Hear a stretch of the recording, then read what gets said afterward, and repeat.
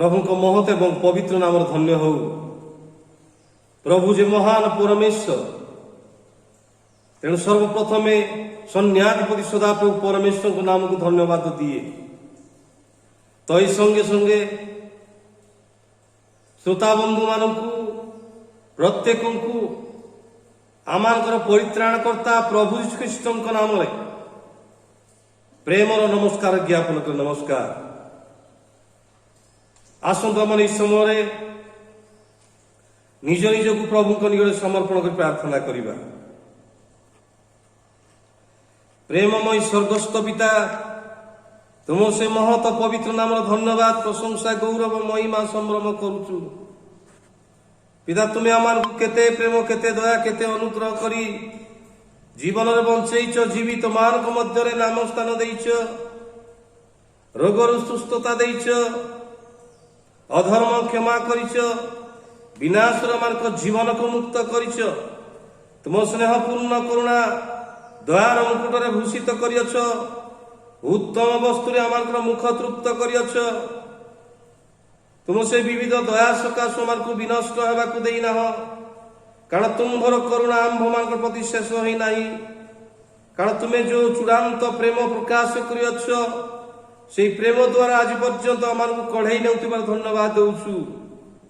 तुम्हें जदि आम अनुग्रह कर तुम्हें जदि आम बंचई न तुम्हें जदि आम सुस्थ सबलता दे न आम जगत न था किंतु तुम्हें आम अनुग्रह करिच एवं तुम नामर परिचय पाई तुम ठारू शांति आनंद लाभ करने साहाय्य करिच समस्त अमंगल विपद दुर्घटना रोग संकट सुस्थता देच धन्यवाद दिए। वर्तमान समय जो वाक्य दे आम चिंता करने को जीवु से वाक्य दे कथा कही आम जीवन को सजाड़ आम मन को सजाड़ आम हृदय को सजाड़ एवं तुम अपेक्षा जीवन जापन करने साहाय्य कर। सब गौरव केवल तुमर हो प्रभु यीशु ख्रीष्ट नाम प्रार्थना उत्सर्ग करुअछु आमेन। आज ध्यान निमंते पवित्र धर्मशास्त्र जो अंश मनोनीत करा जाई अछि ताहा आपण माने पाई परिबे। आईव पुस्तक 12 पर्व आईव पुस्तक 12 पर्व 7 एवं 8 पद यही स्थान में लिखा जाए मात्र एबे पशु मान को पचार से माने तुम्भ को शिक्षा देवे ओ आकाशर पक्षी मान को पचार से माने तुम्भ को जणाइबे अबा पृथ्वी की बोलो से तुम्भ को शिक्षा देव ओ समुद्रर मत्स्य माने तुम्भ प्रति प्रकाश करिवे। प्रभु ई समस्त पठित वाक्य उपरे एवं श्रवण रे आम प्रत्येक को आशीर्वाद करंतु आमेन। थरे जड़े शिक्षक स्कूल रे से शिक्षा दे चली थांती सही समय पिला माने चुगली करुथांती छिंडा छिंडी होथांती बाड़ा पिटा मध्य होथांती। शिक्षक केवल पढ़ाइबारे व्यस्त शिक्षा देवारे व्यस्त अछंती। तापर से देखिले जे पिला माने चुगली करुछंती तेणु पिला मानकु समस्त को ठिया करी से बहुत बाड़ेबार आरंभ कले। पुणी से मानकु कहले जे मु जहा कहूची तुमे ता सुनु ना हो सबु गध निर्बोध लोक माने। आ सेई दिन से मानकु कहले जे तुमे मु जहा कहूची ता सुनो मनोनिवेश कर जहा कहूँ से सब शिक्षा ग्रहण कर ताहले तुम्हें उच्च शिक्षा लाभ कर एवं दिने बड़ बड़ लोक माने हे पारिबो। आ से समस्त शिक्षा से पिला मान मध्यरु अनेक ग्रहण कले जो माने ग्रहण कले से मध्यरु केही केही तो कलेक्टर केही केही तो आ से माने शिक्षक केही केही तो आउ विभिन्न प्रकार चाकरी से माने योगदान कले। आज मानकर मूल शिक्षा विषय माने देखा जा आज चिंता जे शिक्षा ग्रहण कर विभिन्न प्रकार शिक्षा अच्छी नैतिक शिक्षा, अनैतिक शिक्षा, भ्रांत शिक्षा, मिथ्या शिक्षा, मनोरंजन शिक्षा, हितजनक शिक्षा, सत्य शिक्षा अच्छी, कल्पित कहानी शिक्षा मध्य अच्छी, श्रुति मधुर कथार शिक्षा रही, विभिन्न शिक्षा रही।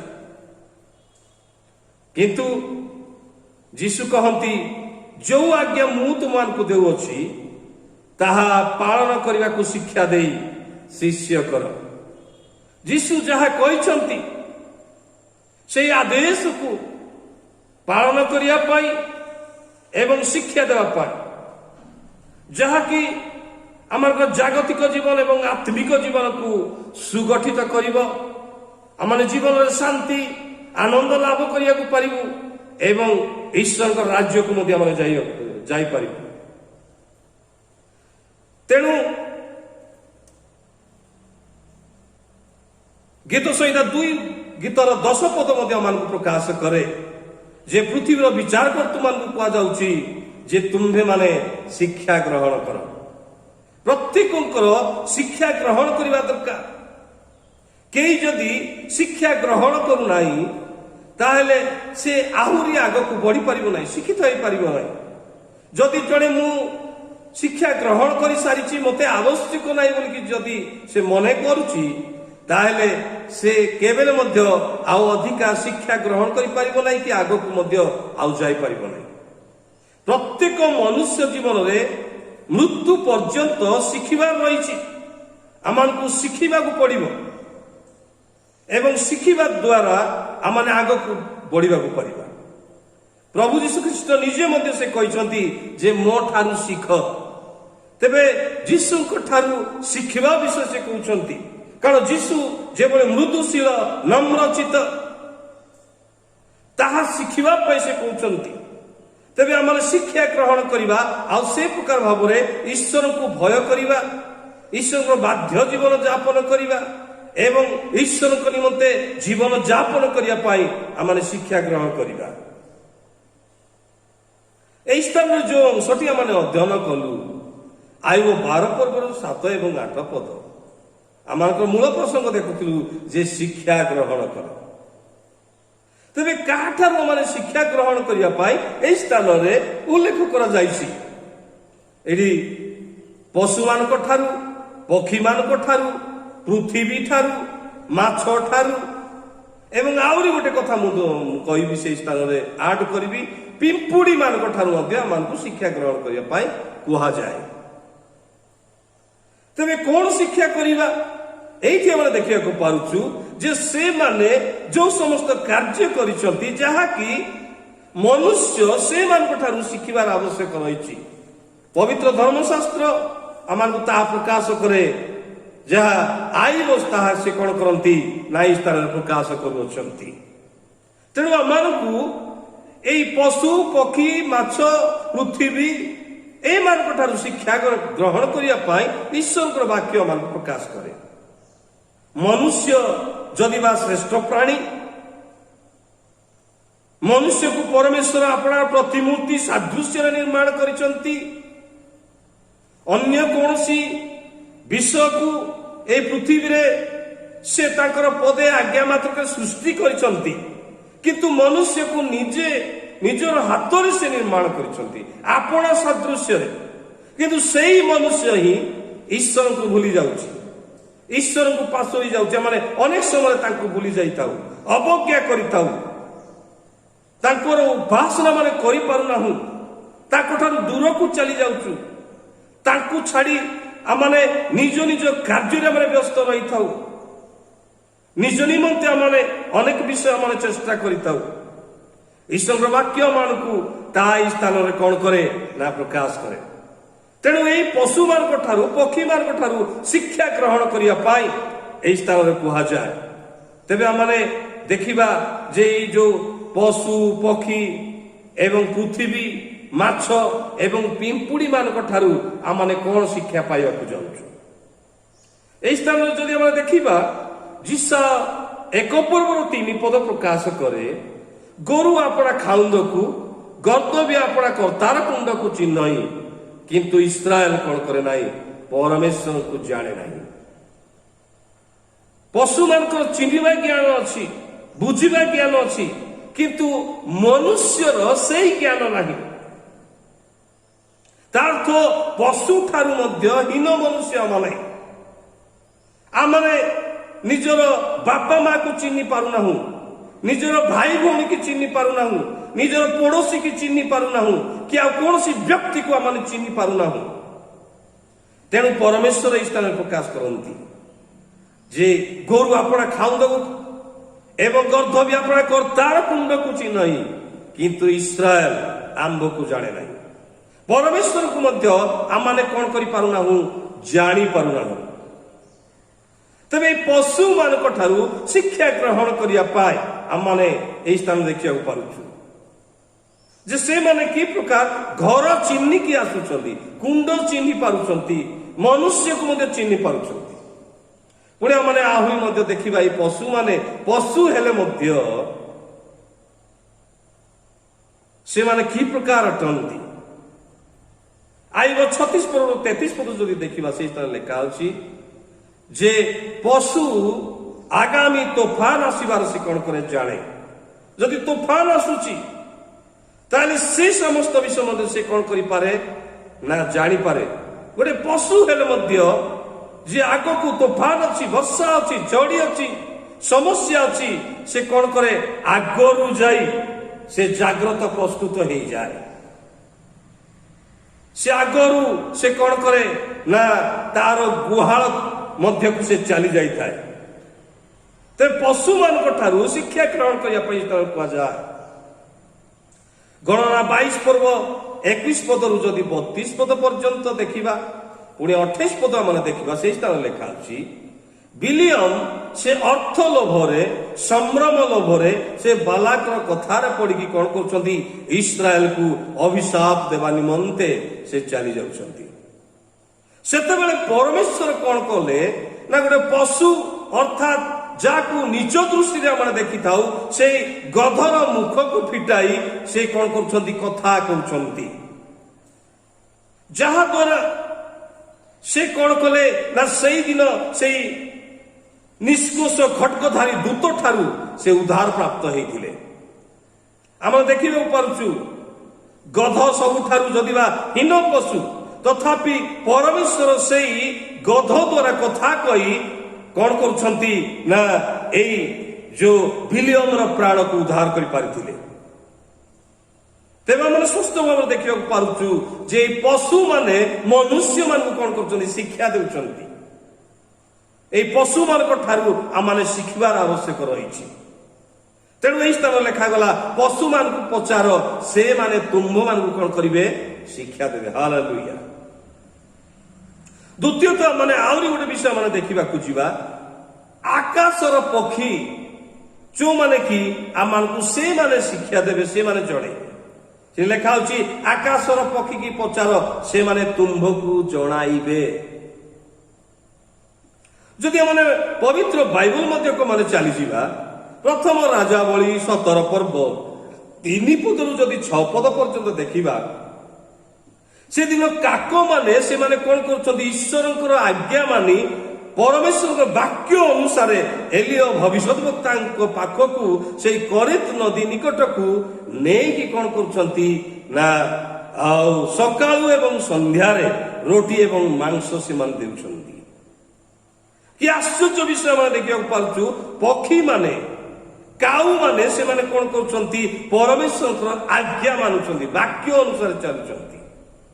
तेबे माने ए जो काऊ माने ए माने होउछंती मांसाशी पक्षी जोड़ी पोक बाहर से माने खाई जाती, किंतु से माने मांस एवं रोटी नहीं कि परमेश्वर के लोगों को देउछंती। कि आश्चर्य विषय। लेवी 11 पर्व 15 पद लिखा जाए जे काऊ होउछंती असुचि पक्षी। एहाकू अर्थात आमाने विजातीय लोक मानकू आमाने बुझेइबा से विजाति मान द्वारा मध्य प्रभु कौन करेंगे लोक मान प्रतिपोषण करेंगे दुर्भिक्ष समय कि जेकोसी परिस्थिति से कौन करेंगे लोक मान प्रतिपोषण करेंगे। हालेलुया। अति आश्चर्य विषय में देखा पार्छु ଯେ କାକ ମାନଙ୍କ ଦ୍ୱାରା ରୁଟି ଏବଂ ମାଂସ ସକାଳୁ ସନ୍ଧ୍ୟାରେ ସେମାନେ କଣ କରୁଛନ୍ତି ନା ପରମେଶ୍ୱରଙ୍କ ଦାସଙ୍କ ପାଖକୁ ନେଇ ଯାଉଛନ୍ତି। କି ସୁନ୍ଦର ବିଷୟ ଆମେ ଏହି ସ୍ଥାନ ଦେଖିବାକୁ ପାରୁଛୁ। ତେବେ ସେଇମାନଙ୍କ ଠାରୁ ପକ୍ଷୀମାନଙ୍କ ଠାରୁ ଶିକ୍ଷା ଗ୍ରହଣ କରିବା ପାଇଁ ଏହି ସ୍ଥାନରେ କୁହାଯାଏ। ଜିରିମିଆ 8 ପର୍ବର 7 ପଦରେ ମଧ୍ୟ ଆମେ ଦେଖିବାକୁ ପାରୁଛୁ ଯେ ଆକାଶଗାମିନୀ ଚରଣ ନିରୂପିତ ସମୟ ଜାଣେ, ଘୁଘୁ ତାଳଛେଞ୍ଚା ସାରସ ଏମାନେ ଆପଣା ଆପଣା କାଳ ରକ୍ଷା କରନ୍ତି, କିନ୍ତୁ ମନୁଷ୍ୟ ସେ ପରମେଶ୍ୱରଙ୍କ ନିୟମକୁ ଜାଣେ ନାହିଁ, ପରମେଶ୍ୱରଙ୍କ ସମୟକୁ ଜାଣେ ନାହିଁ। ଏହା ସେହି ସ୍ଥାନରେ କଣ କରନ୍ତି ନା ପ୍ରକାଶ କରନ୍ତି। ତାତ ଏଇ ପକ୍ଷୀମାନଙ୍କ ଠାରୁ ଆମେ ଶିକ୍ଷା ଗ୍ରହଣ କରିବା ଦରକାର। ସେମାନେ ସମୟ ଜାଣୁଛନ୍ତି, ସମୟ ଜାଣି ଆପଣା ବସା ମଧ୍ୟକୁ ଯାଆନ୍ତି, ସମୟ ଜାଣି ସେମାନେ ରାବ କରନ୍ତି, ସମୟ ଜାଣି ସେମାନେ ଚରାବୁଲା କରନ୍ତି, ସମୟ ଜାଣି ସବୁ କିଛି କରନ୍ତି। କିନ୍ତୁ ମନୁଷ୍ୟ ପରମେଶ୍ୱରଙ୍କୁ ଜାଣେ ନାହିଁ, ସମୟ ଜାଣେ ନାହିଁ, କୌଣସି ବିଷୟ ଜାଣିପାରେ ନାହିଁ। ତେଣୁ ଏଇ ପକ୍ଷୀ ଦ୍ୱାରା ଶିକ୍ଷା ଗ୍ରହଣ କରିବା ପାଇଁ କୁହାଯାଉଛି। ଆକାଶର ପକ୍ଷୀକି ପଚାର, ସେମାନେ ତୁମମାନଙ୍କୁ କଣ କରିବେ? ସବୁ ଜଣେଇବେ, ଶିକ୍ଷା ଦେବେ। ପରମେଶ୍ୱରଙ୍କ ବାକ୍ୟ ଆମକୁ ସ୍ପଷ୍ଟ ଭାବରେ ତାହା କଣ କରେ ନା ପ୍ରକାଶ କରେ। ତେବେ ଆମେ ଦ୍ୱିତୀୟ ବିଷୟ ଦେଖିଲୁ ଯେ ପକ୍ଷୀମାନଙ୍କୁ ପଚାରିଲେ ସେମାନେ ଜଣେଇବେ ବା ଶିକ୍ଷା ଦେବେ, ଜାଣିପାରିବେ। ତୃତୀୟ ବିଷୟକୁ ଆମେ ଚାଲିଯିବା ଯେ ପୃଥିବୀ କି ବୋଲ ସେମାନେ ଅର୍ଥାତ୍ ସେ ତୁମକୁ କଣ କରିବ ନା ଶିକ୍ଷା ଦେବ। ପୃଥିବୀ, এই পৃথিবীর কৌশি মুখ নাই কি কৌশি বিষয় নাই, জীবন্ত নুহে, কিন্তু পৃথিবী কণ করিব শিক্ষা দেব বলি আইব স্থাନରେ ষষ্ঠ ভাବରେ তা প্রকাশ করନ୍ତି। এই পৃথিবী ঈশ্বরଙ୍କର আজ্ঞা দ্বারা নিয়ন্ত্রণাধীন অটে। পরমেশ্বর ইয়াকু কଣ କରୁଛନ୍ତି? নিয়ন্ত্রণ କରୁଛନ୍ତି। ଆମେ ଜାଣୁ যে সূর্য এবং ଏ ପୃଥିବୀ ଚନ୍ଦ୍ର ଏମାନେ ଆପଣା ଆପଣା କକ୍ଷ ପଥରେ ସେମାନେ କଣ କରୁଛନ୍ତି ନା ଭ୍ରମଣ କରୁଛନ୍ତି। ଈଶ୍ୱରଙ୍କର ବାକ୍ୟ ମାନେ ସ୍ପଷ୍ଟ ଭାବରେ ଆମେ ଜାଣିବାକୁ ପାରୁଛୁ। ସୂର୍ଯ୍ୟ ଚନ୍ଦ୍ର ତାରାଗଣ ବିଭିନ୍ନ ପ୍ରକାର ଗ୍ରହ ଉପଗ୍ରହ ସେମାନେ ଆପଣା ଆପଣା କକ୍ଷ ପଥରେ ଠିକ ରାସ୍ତାରେ ସେମାନେ ଚାଲୁଛନ୍ତି। ପରମେଶ୍ୱର ଏଇ ସବୁ ବିଷୟ କଣ କରୁଛନ୍ତି? ନିୟନ୍ତ୍ରଣ କରୁଛନ୍ତି। ତେବେ ସେମାନେ କେବେ ମଧ୍ୟ ବାଡ଼ିଆ ପିଟିଆ ହେଉନାହାନ୍ତି, କିନ୍ତୁ ଈଶ୍ୱରଙ୍କର ବାକ୍ୟ ଆମକୁ ପ୍ରକାଶ କରେ। ମାଥିୟ ପୁସ୍ତକ 24 ପର୍ବରେ ଲେଖାଯାଇଛି ଯେ ଦିନ ଆସିବ ସେମାନେ ବାଡ଼ିଆ ପିଟିଆ ହେଇକି କଣ କରିବେ? ଝଡ଼ି ପଡ଼ିବେ। ଏ ଆକାଶ ମଣ୍ଡଳ, ଏ ପୃଥିବୀ ଏଇଟା କଣ ହେବ ନା ଗୁଡା ହେବ। ପରମେଶ୍ୱରଙ୍କ ବାକ୍ୟ ଆମକୁ ସ୍ପଷ୍ଟ ଭାବରେ ତାହା କଣ କରୁଅଛି ନା ପ୍ରକାଶ କରୁଅଛି। ତେବେ এই পৃথিবী সে কଣ করে? পরমেশ্বরଙ୍କର আজ্ঞা অনুসারে নিয়ন্ত্রিত হଉଛି। তা অনুসারে সে কিছু କରିପାରୁ ନାହିଁ। যদি ଆମେ ସମୁଦ୍ରକୁ ଦେଖିବା, ଏତେ ବଡ଼ ସମୁଦ୍ର ତଥାପି ତାର ସୀମା ଯୋଉ ପରମେଶ୍ୱର ନିରୂପଣ କରିଛନ୍ତି ସେ ସୀମା ଲଙ୍ଘନ କରି ସେ ବାଲିକୁ ତାର ଆଗକୁ ଆସି ପାରୁନାହିଁ। ପୃଥିବୀ ମଧ୍ୟରେ ଆମେ ସମସ୍ତ ବିଷୟ ଦେଖିବାକୁ ପାଉଛୁ। ପରମେଶ୍ୱର ଏହି ପୃଥିବୀକୁ କଣ କରୁଛନ୍ତି? ନିୟନ୍ତ୍ରଣ କରୁଛନ୍ତି। ପୃଥିବୀରେ ଗଛ ପତ୍ର, ପୃଥିବୀରେ ପାହାଡ ଜଙ୍ଗଲ ଏବଂ ନଦୀ ନାଳ ଏବଂ ସମୁଦ୍ର ସବୁ କିଛି ବିଷୟ ରହିଛି। ପରମେଶ୍ୱର ସେ ସବୁ ବିଷୟକୁ କଣ କରୁଛନ୍ତି? ନିୟନ୍ତ୍ରଣ କରୁଛନ୍ତି। ଯଦି ସମୁଦ୍ର ଚାହିଁଥାନ୍ତେ ତାହେଲେ ସମୁଦ୍ର ଆସି ଏକାଥରେ, କାରଣ ଜଳ 3 ଭାଗ ଅଟେ, ସ୍ଥଳ 1 ଭାଗ ଅଟେ, ଏହି ପୃଥିବୀକୁ ସମ୍ପୂର୍ଣ୍ଣ ଜଳମୟ କରିଦେଇଥାନ୍ତେ। କିନ୍ତୁ ପରମେଶ୍ୱର କଣ କରୁଛନ୍ତି? ସବୁ ବିଷୟକୁ ନିୟନ୍ତ୍ରଣ କରି ସେ ହିଁ ନେଉଛନ୍ତି। ତେଣୁ ଏହି ପୃଥିବୀ ଠାରୁ ଶିକ୍ଷା ଗ୍ରହଣ କରିବା ପାଇଁ ଈଶ୍ୱରଙ୍କର ବାକ୍ୟ ପ୍ରକାଶ କରେ। ଆଜି ମନୁଷ୍ୟ ଜୀବିତ ପ୍ରାଣୀ, ପରମେଶ୍ୱରଙ୍କ ହସ୍ତ ଦ୍ୱାରା ନିର୍ମିତ, ତଥାପି ମନୁଷ୍ୟ ଅବାଧ୍ୟ ହୋଇ ଈଶ୍ୱରଙ୍କ ଠାରୁ ଦୂରକୁ ଚାଲି ଯାଉଛି। ତେଣୁ ଏହି ପୃଥିବୀ ଠାରୁ, ଏହି ପଶୁ ଠାରୁ, ପକ୍ଷୀ ଠାରୁ ଶିକ୍ଷା ଗ୍ରହଣ କରିବା ପାଇଁ କୁହାଯାଏ। ଚତୁର୍ଥ ବିଷୟ ଆମେ ଦେଖିବା, ମାଛକୁ ପଚାର, ସେଇ ମାଛ ତୁମକୁ କଣ କରିବ? ଶିକ୍ଷା ଦେବ। କି ସୁନ୍ଦର ବିଷୟ ଆମେ ଏହି ସ୍ଥାନ ଦେଖିବାକୁ ପାରୁଛୁ।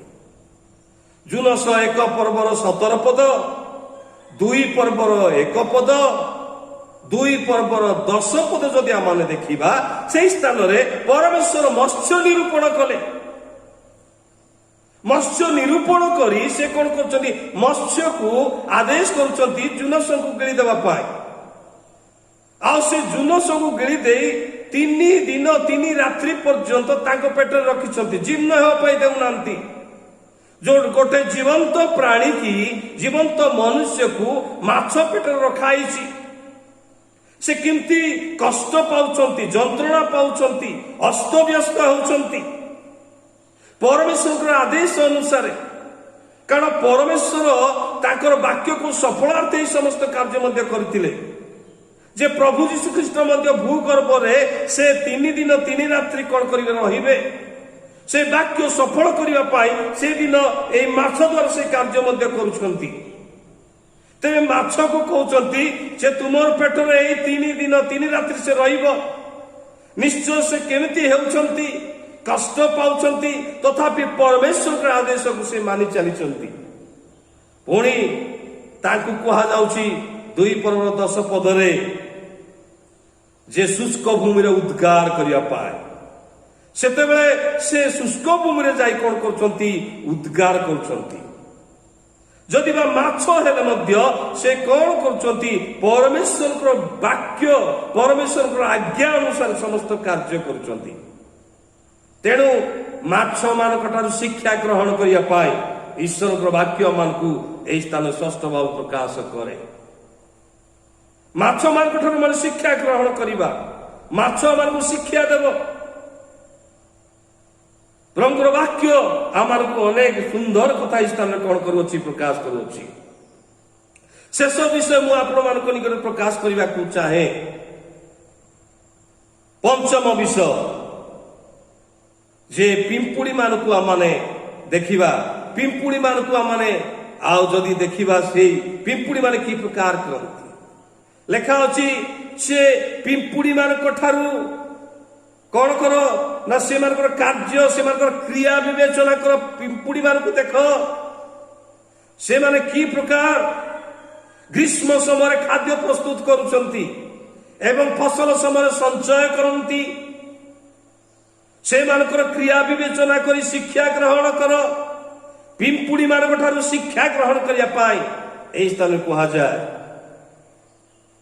मनुष्य हिसाब रे आमाने अनेक विषय माने कौन करि पारुना शिक्षा ग्रहण करि पारुना तेणु पिंपुड़ी मानकर विषय मध्य से प्रकाश करती पुणी पिंपुड़ी माने की प्रकार भाव लाइन करी श्रृंखला भाव चलती दलबद होइकि से माने चलती अनेक समय ईश्वर वाक्य मान को ताहाई कौन करे प्रकाश करे से माने की प्रकार भाव श्रृंखलित भाव से कार्य करती ग्रीष्म समय खाद्य को प्रस्तुत करती एवं फसल समय से माने संचय करिथांती समस्ते लागी पड़ती से क्रिया विवेचना करिया पाई ईश्वर वाक्य मान स्पष्ट भाव प्रकाश करे तेणु इस तरह देखुलु जे आमान को पशु मान ठारू शिक्षा ग्रहण करिया पाई पक्षी मान ठारू शिक्षा ग्रहण करिया पाई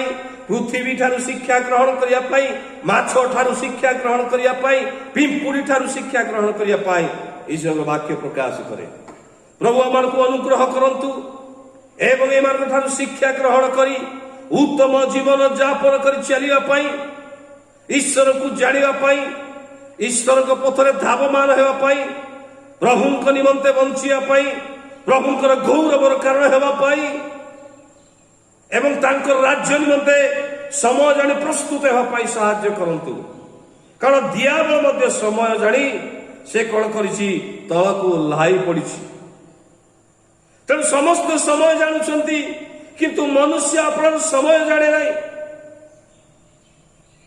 मनुष्य से निज कार्य व्यस्त आमने अनेक समय निजर चाहिदा पाई निजर सुख पाई निजर समस्त लाभ पाई समस्त विषय मान करिथाउ रंगर वाक्य मान को सेदि भाई प्रकाश करे जे मान को ठारू शिक्षा ग्रहण कर से माने तुम मान को शिक्षा देबे तेबे आज पर्यंत जदि हमने शिक्षा ग्रहण करिना प्रभुकर वाक्य मध्य शिक्षा लाभ करू प्रभु श्रीकृष्ण जगत समय से सुस्थता करुथिले, प्रचार करुथिले, शिक्षा देउथिले।